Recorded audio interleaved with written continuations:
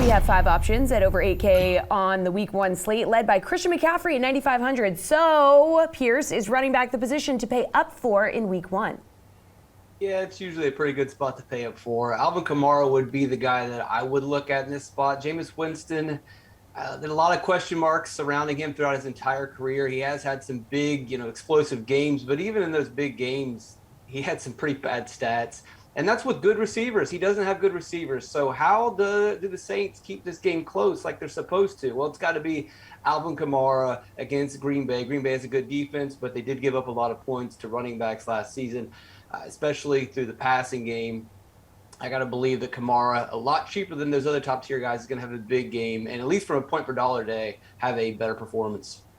Kenny, 5 options over 8K on the Week 1 slate. Are you going to roster one?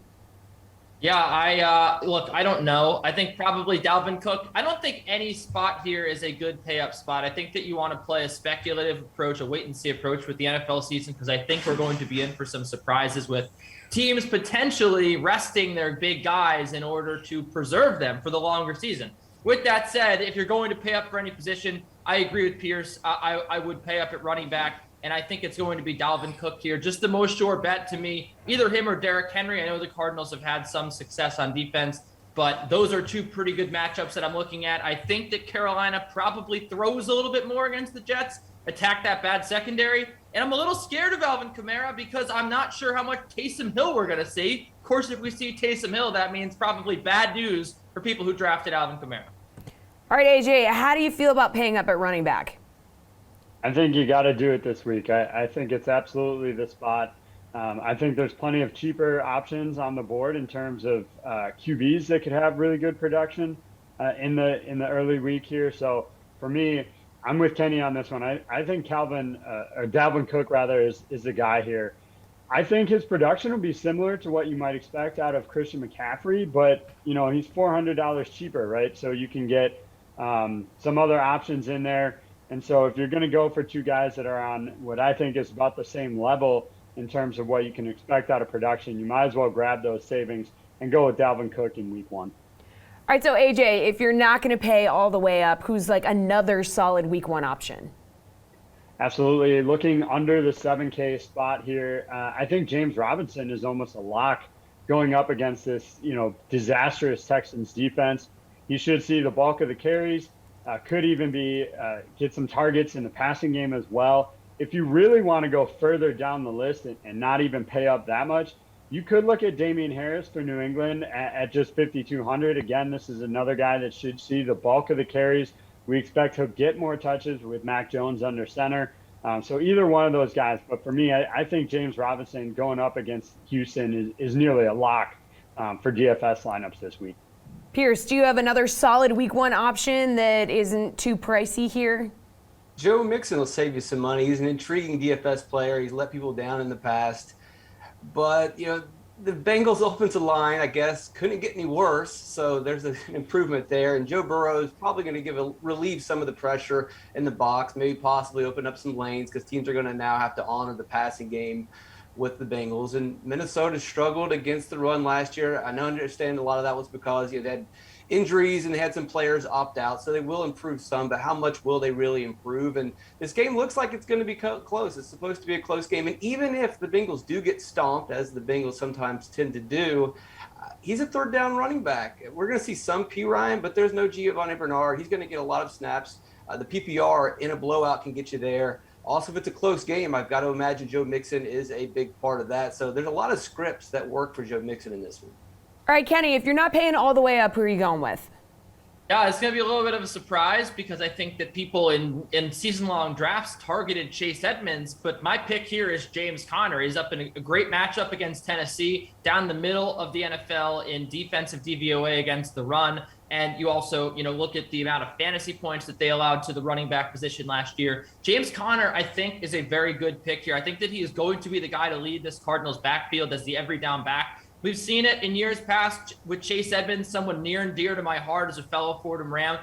For whatever reason, Cliff Kingsbury doesn't want to use Chase Edmonds every down. He wants to use him on passing downs. He wants to mix him in as a change of pace back, although he's very talented. So I think that the Cardinals will land on James Conner as their first down, second down back. I think this is a game where it'll be, a slow pace. I think that we'll see a lot of running in this game, and I think that it'll be very close. So I think that James Conner at $4,500 is a very, very good bargain here for the amount of volume that you'll get from him. Who are you totally avoiding to start the season, AJ? For me, it's Jonathan Taylor in week one here. The matchup with the Seahawks, I think the defense can stand up pretty well here. And obviously paying up for that price range to get him all the way up there. There's a couple other guys that I like. Pearce and Kenny both offered other options in that top price range. And so I just think Jonathan Taylor is a fade this week. I'd rather go up for Dalvin Cook, Christian McCaffrey.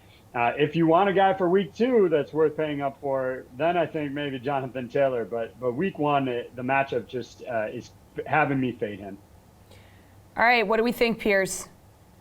Austin Eckler is going to be a no for me. Washington's defense is for real. They only gave up the 6 fewest points to receiving running backs, and that's really where Eckler does his damage. We know he doesn't do the damage near the goal line. Inside the 5, just 2 carries last year. Inside the 10, just 10 carries.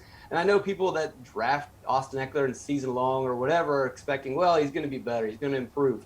That's not the case. Mike Florio reported that he's not going to be the goal line running back. That's going to be Kelly. That's going to be Roundtree. If he's not getting carries in the goal line area, he's not getting touchdowns.